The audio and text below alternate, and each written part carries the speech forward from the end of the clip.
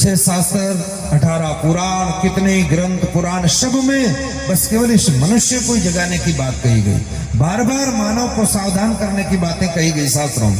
गाय के लिए नहीं है, भैंस के लिए नहीं है, पशु के लिए नहीं है, शेर के लिए, किसी के लिए, पशु के लिए बात नहीं कही गई, लेकिन मनुष्य के लिए कही गई। क्यों? कि जब जब भटका तब मनुष्य ही भटका है, पशु पक्षी हमारे भटके नहीं।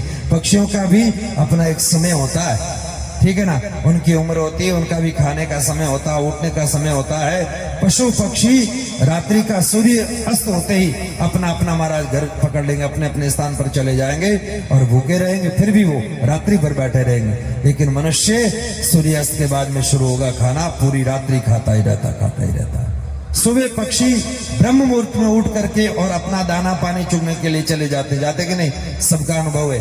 गाय भैंस भी अपना काम करती है, लेकिन मानव नहीं करता। मानव रात में सोता लेट है और सुबह में उठता लेट है, और लेट उठता इसीलिए सब मामला गड़बड़ हो गया। सुबह सुबह लक्ष्मी आती है तो लक्ष्मी कहे कि कोई कहीं जाऊं, कब सोए रहे तो वह कहां जाएगी बताओ, इसलिए वह लक्ष्मी टिकती नहीं। सुबह में ब्रह्म मुहूर्त में जल्दी उठ करके और जल्दी अपने काम में लगना चाहिए। अपने भगवान की सेवा करें, पूजा करें, आराधना करें, सुबह में जल्दी उठ करके पाठ पूजा करें, स्नान आदि करें।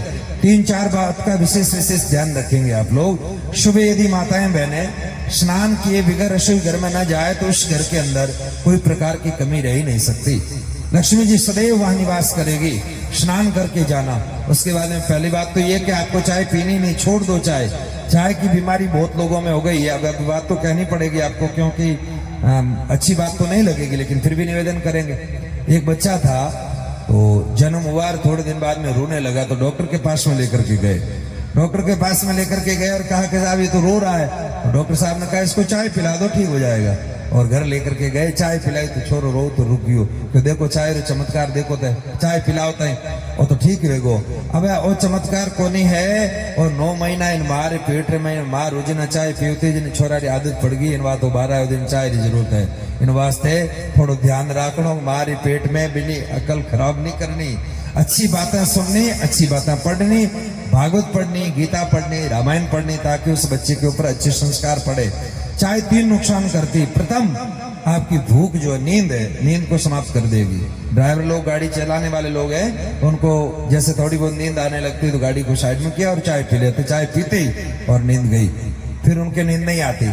उसके बाद उससे ज्यादा चाय पीने से आंतें खराब हो जाती है, पेट की आंतें, और आंतें खराब होने से उसको भूख नहीं लगती, भूख भी चली जाती है। तीसरा नुकसान ये होता है कि ब्रह्मचारी नष्ट होने लगता है धीरे धीरे। चाय में चाय बहुत नुकसान करती है। फिर उसकी संतान जो होती है वो महाराज या तो मंदबुद्धि होगी, या लूली लंगड़ी होगी, या फिर और कोई पापात्मा होगी। ये इस चाय का प्रभाव है, और ये हमारे बड़े बड़े अधिकारी महात्माओं ने इसका पूरा रिसर्च किया है, अनुभव किया है, इस बात की पूरी खोज की है, और तब ये बात पाई गई है। इसलिए इस बात को ध्यान रखना, चाय नहीं पीनी चाहिए। अब बूढ़िया जगह पीवे जगह कोई बात कौन, लेकिन छोटा छोटा बच्चा ना अन्न क्यों पाओ हो, आन चेला बनावना क्यों शुरू करिया हो। आज जोड़न तानो निवेदन है कि आन चेला ने क्यों, चेला मैं तो रुल गया जगह रुल गया, अब थे तानी जिंदगी बर्बाद मत करो भाई, ठीक है। इन बातों का विशेष ध्यान रखना, शिक्षा में विशेष ध्यान देना, बच्चियों को सबको पढ़ाना चाहिए और शिक्षित होना, अच्छे संस्कार। और युवाओं को ये निवेदन करना चाहते हैं कि अच्छे लोगों के साथ में बैठना, अच्छे लोगों के साथ में उठना। बोले सतगुरुदेव भगवान की जय। इन्हीं शब्दों के साथ में मेरे बोल को विराम दो। अब हम पूज्य श्री भोपो जी पन्नालाल जी महाराज से श्रवण करेंगे, फिर बाद में हमारे पूज्य राम रतन जी महाराज। और आप बने रहिएगा, क्योंकि राजू जी भी आपको बढ़िया, भाई श्री राजू देवासी बढ़िया गाता है, क्लासिकल भी गाता है और मारवाड़ी भी बढ़िया गाता है, तो आपको बहुत बढ़िया श्रवण कराएंगे।